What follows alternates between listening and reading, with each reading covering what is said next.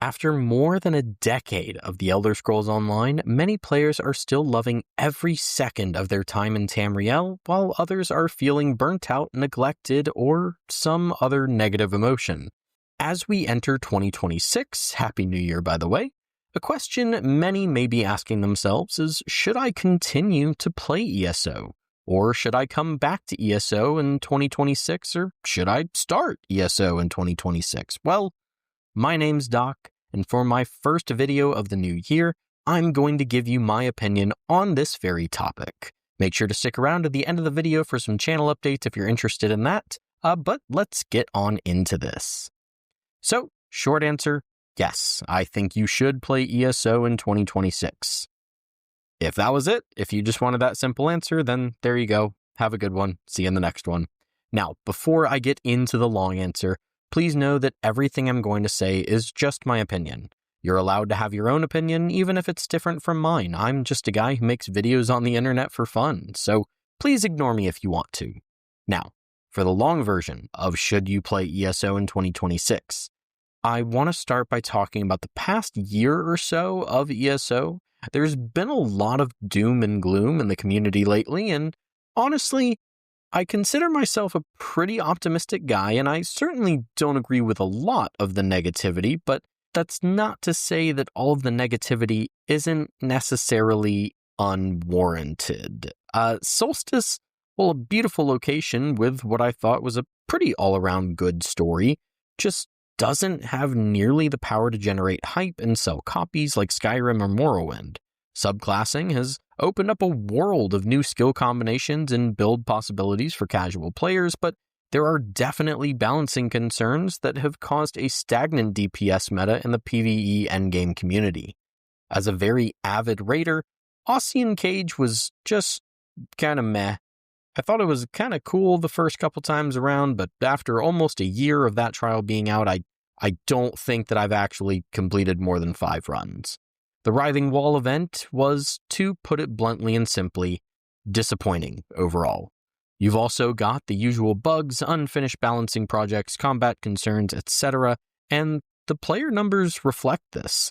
I don't blame anyone who feels negatively towards the game going into 2026, and most metrics you can measure player numbers by would say that ESO is not doing great right now. And yet, despite that, I would still recommend this game? Well, yes, I would. And not just because I make content on it. Look, I have a regular 9-to-5 job. If I didn't love this game, I wouldn't play it.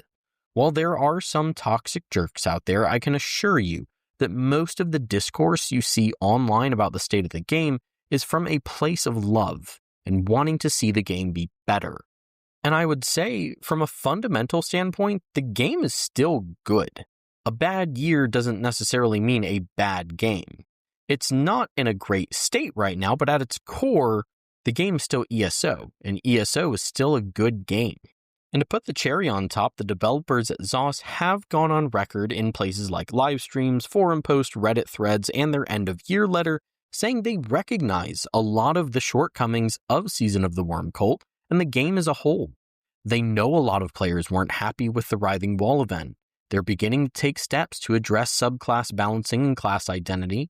They're looking to improve combat quality, overland difficulty, PvP, and more.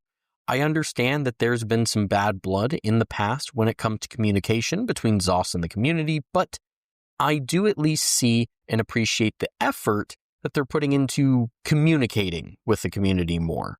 If ZOS can, in fact, hold true to their word and make their promises become reality, I really do think 2026 is going to be a great year for ESO. So what is it specifically that I love about ESO so much? What is it that continuously brings players back every single day? Well, to start, it's got some of the best questing of any MMO I've ever played. Every NPC is fully voice acted, and while yes, you've got your typical fetch quest, many of the game's side quests are incredibly fun and compelling, and that's without even getting into the main quests. When it comes to combat, I think it's fantastic. I know a lot of people in the greater MMO community will disagree with me, but I find ESO's action combat system to be much more engaging and skillful than traditional tab targeting systems. And even if you don't personally enjoy ESO's combat or are maybe limited by something, there are plenty of skills and items that can make combat more accessible and simplified for those that want or need it. When it comes to progression, I know the horizontal progression system of ESO does have its flaws, and ZOS has also said they want to address that, but it is still refreshing to not have to regrind all of my levels every single time a new expansion drops. Now, my personal favorite thing about ESO is the group content. Dungeons, trials, and yes, even PvP are some of the most fun I've ever had in a video game. I think it's partially how well designed many of the game's dungeons and trials are, and also how ZOS manages difficulty in group content. Do you want to shut your brain off and blast through a dungeon or a trial just to farm some gear and have a good time? You can pick normal difficulty and get just that. Do you want something with a little more of a challenge and a little better rewards, but also something that you can still reliably do with randoms? You've got veteran difficulty for that. And do you want to truly challenge yourself for very good rewards and achievements? You've got veteran hard mode for that. I could go on and on about group content, but I'll instead just encourage you to try it out for yourself if you haven't already. Finally, no MMO would be complete without its community, and it doesn't get much better than ESO. I've met so many amazing people through playing this game and creating content for this game, and I can tell you that after making content on this game for a little over a year now, that you'd be hard-pressed to find a community more welcoming, helpful, and passionate than the ESO community. So, to finish up, would I recommend playing ESO in 2026? Of course I would. I'm not at all disregarding the issues currently plaguing the game, because the game is honestly not in the best state going into 2026. I wouldn't even say it's in a good state going into 2026, even despite the game not being at its peak right now, though. If you're a potential brand new player, you've still got literally hundreds and hundreds of hours of phenomenal quests, delves, dungeons, and much more to play through. If you're a returning player, recent DLCs like High Isle, Necrom, and Gold Road still have some excellent content to be found in them. Even Season of the Wormcold, for all its flaws, I thought had a pretty good main story and some decent content for the most part. If you're a current player and you're feeling burnt out, watching this video is a sign that maybe you should quit, then take this as your sign not to quit, but instead perhaps maybe to just take a break. I think burnout plays a huge part in negative feelings towards any game, but especially games in the MMO genre. Taking a break is undoubtedly one of the best ways to cure that burnout. Even me, as someone who makes content for the game, has taken breaks. I took a break when my daughter was born, and I took another short break over the holidays just to enjoy some family time. Everything will still be here when you get back, and I bet you'll feel a lot more excited about playing the game when you do return. And I think that was pretty much everything I wanted to talk about when it comes to whether or not you should play ESO in 2026. Before I go, again, I just want to say Happy New Year. I hope 2026 is amazing for you, for this channel, and for ESO. Now that the little one has started to get more on a schedule and the craziness of the holidays has died down, I plan on being more consistent with my uploads again. And my New Year's resolution for 2026 is to stream much more than I did in 2025, which is a very low bar, I know, but I'm going to try my best to stream more. I'm also very happy to announce two things. Firstly, I've been working on some projects behind the scenes. I know I say that a lot, but I usually am working on some projects behind the scenes. I promise I haven't forgotten about the written guides. Those should be on the Discord server sometime soon. I'll keep you guys updated on that.